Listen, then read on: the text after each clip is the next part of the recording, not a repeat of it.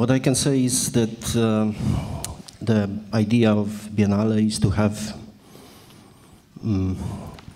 let's say, artists, non-artists, art projects, which has this ability, which has this, I can say, power also to transform something in reality.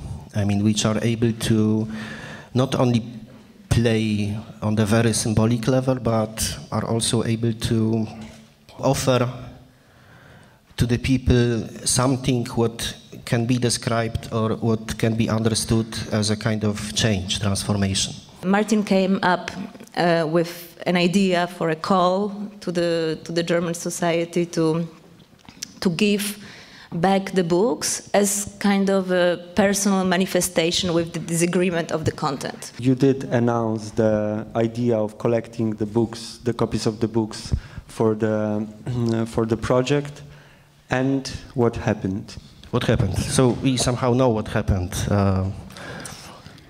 Immediately, media jumped on this idea and created this, let's say, absolutely fantastic world of flames, Nazi associations, strange assumptions, which was absolutely fantastic and out of any reality which was proposed by Martin Z. So instead of following somehow his rational, his somehow substantial proposal, people started to fantasize about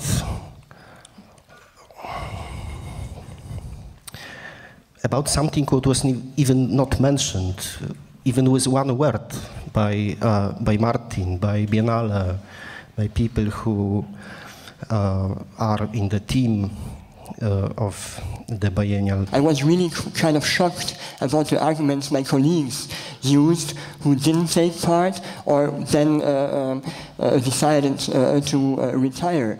For example, my colleague Tanat said this action from Martin Z would remind him of censorship in the GDR, which I think is an absolutely idiotic argument because the book of Peter Zatzin is published, you can buy it and it's still there. So, and other arguments where I couldn't follow them either because I think it's very important, as I mentioned, for an art institution that, you stand there where you stand and you stand for the arguments which are in the project. And Martin Z in the whole project never mentioned with one word the book burning argument. So it was really by taking over this argument from the press, you let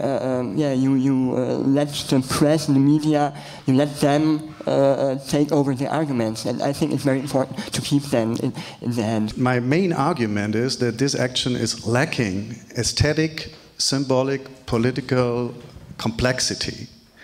And I never wrote that it's something like the burning of books in 1939, but it resembles this symbolic framework, which is in the history of Germany. So we can't abstract from this. The Czech translation I learned is called "Germany commits suicide." That is really interesting because a country cannot commit suicide unless you see a country as a collective of people that are blood related and related to their soil. A big collective that, for example, can decide to commit suicide collectively.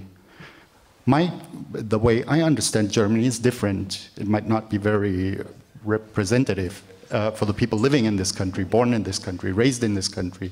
However, I perceive Germany as a country of the citizens that live here, the people that live here. Tilo Sarrazin does not. He speaks of a Germany that consists of blood-related white Christian Germans. And I will never be part of that. 58% in Germany think that the religious rights for Muslims have to be cut down, which is a huge number, actually more than bought Sarrazin's book even.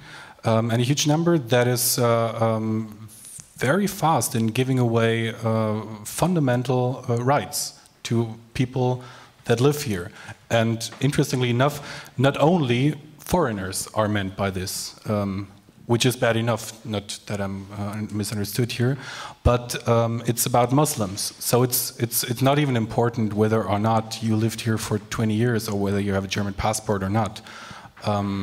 If you're a Muslim, then something fundamentally strange with you, and the consideration is at least legitimate to cut down your religious rights. Analytically, it's very typical if you look at right-wing populist propaganda, because what they did here is they presented themselves in the figure of Thilo Sarrazin in the position of the underdog that has been threatened and censored by the big, mighty elites. And these elites are quite identical. These are elites and corrupt and multicultural and the Greens and Gutmenschen, which is a very, very significant word in that discourse. What they did in that special case is that they added a historical dimension to it. UN General Secretary Ban Ki-moon once described this as invoking liberal values for illiberal causes, which I think is very precise. And by invoking all those keywords like book burnings and censorship and left fascists and the left SR, and actually they did come up with the words the willing helpers of Martin Zett, which is relating to Daniel Goldhagen. Yes, exactly. They presented a certain picture of history, especially of historical National Socialism, that couldn't be any wronger, but that is very important for their for the place they're speaking of, and for their propaganda. And I think it's very important that people like you don't fall for this and be shy and afraid, but to still take a stand and say, no matter how many emails you write and no matter how loud you're going to say this, it's simply not true. It makes a difference whether or not books are burned and censored from the perspective of power, or whether an artist asks people, if you don't want that anymore, you can bring it to me and I'm going to recycle it. I would like to comment on the argument of Ingo Arendts and somehow bring our discussion also a little bit back to art context, that you are saying that this is a trivial idea. I would rather say that it's maybe a simple idea, but an idea somehow that really works and is capable of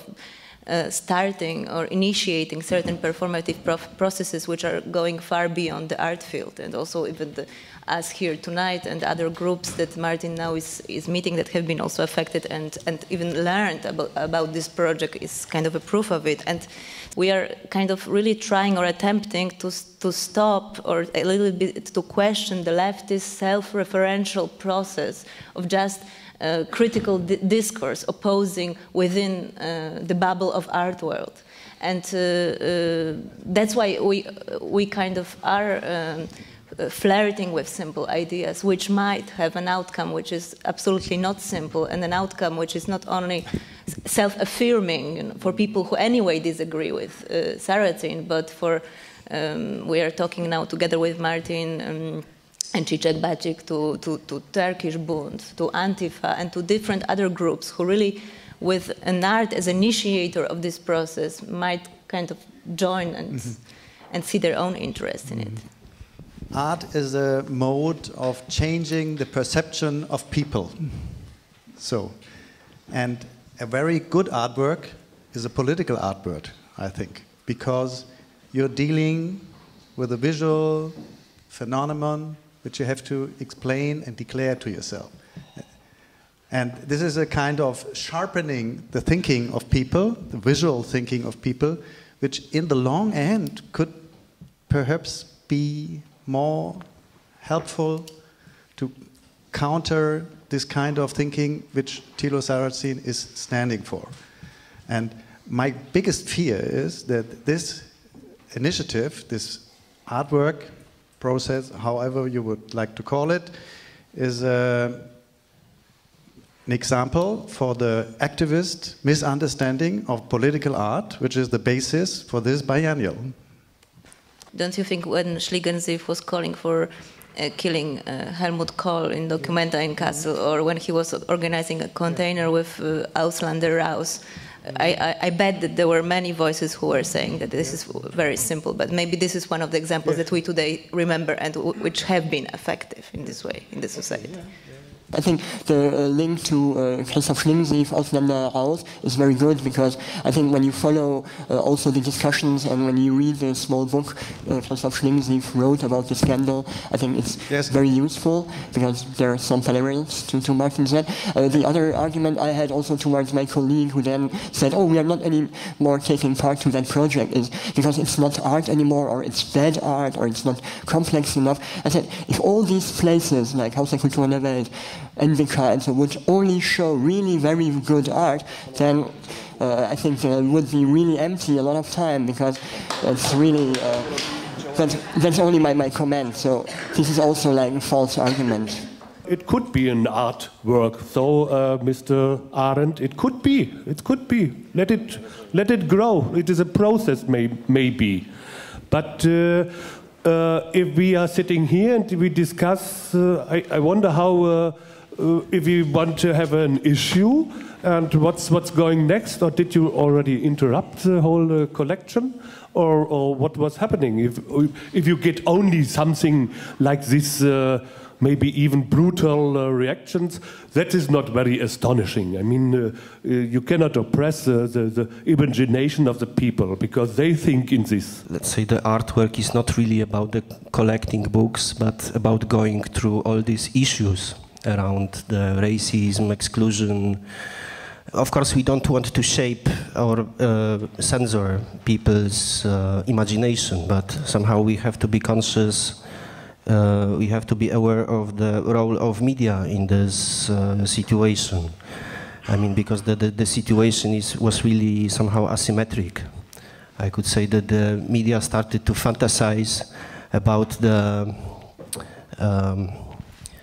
exactly how the book will be, what will be done with the book after the exhibition. For me, Martin Z triggered really a big problem in the German society, and I think for me this project is very successful, and I think the artist could do a lot about this issue, and I think all this process, media hysteria, also belongs to this art process. I think there's a need in this country that the mainstream, political, media, trade unions, a lot of, like, everybody who belongs to the mainstream, the people who write articles, make laws, hire or fire people, need to make a statement. And that statement needs to be pro-ethnic diversity. It needs to be pro-religious diversity. It needs to be against racism. It needs to be against any form of discrimination. I don't see that the mainstream of this country, or any like 5% of because the 5% was an important number, 5% of the leading intellectuals, policymakers, article writers do make that statement. I don't see that.